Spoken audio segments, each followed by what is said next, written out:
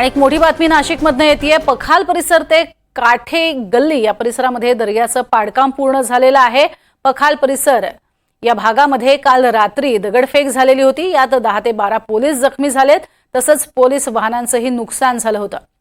या परिसरात असलेल्या अनधिकृत दर्ग्यातील बांधकाम हटवण्यासाठी महापालिकेचं पथक या ठिकाणी जाणार होतं। त्या पार्श्वभूमीवर आक्रमक होत काही लोकांनी दगडफेक काल केलेली होती। यावेळेला परिस्थिती आता नियंत्रणात आणण्यासाठी पोलिसांनी अश्रुधुराच्या नळकांड्याही फोडल्या होत्या। तर सकाळी या परिसरात तणावाचं वातावरण होतं। पहाटेपासून पालिकेचं पथक इथे दाखल झालं आणि 500 पोलीस कर्मचारीही इथे दाखल आहेत।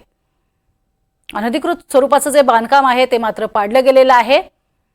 सध्या SRPFचे 3 तुकड्या आणि दंगल नियंत्रण पथक इथे दाखल आहे आणि या भागामधलं जे अनधिकृत बांधकाम आहे दर्ग्याचं ते पाडून टाकावं, तुम्ही स्वतःच ते पाडावं अशा स्वरूपाची नोटीस ही 1 एप्रिल रोजी पाठवण्यात आली होती। मात्र त्यानंतर कोणतीही कारवाई ही दर्ग्याच्या वतीनं करण्यात आली नव्हती आणि त्यानंतर मात्र पालिकेनं स्वतः ही मोहीम हाती घेतली आणि त्यावरती आता कारवाई करण्यात आलेली आहे। काल रात्री या ठिकाणी दगडफेक करण्यात आली होती। पोलिसांच्या दिशेने ही दगडफेक झाली, वाहनांचं नुकसान करण्यात आलेलं होतं, तसंच 10 ते 12 पोलीस जखमी झाले होते आणि आजची ही दृश्य आपण पाहतोय।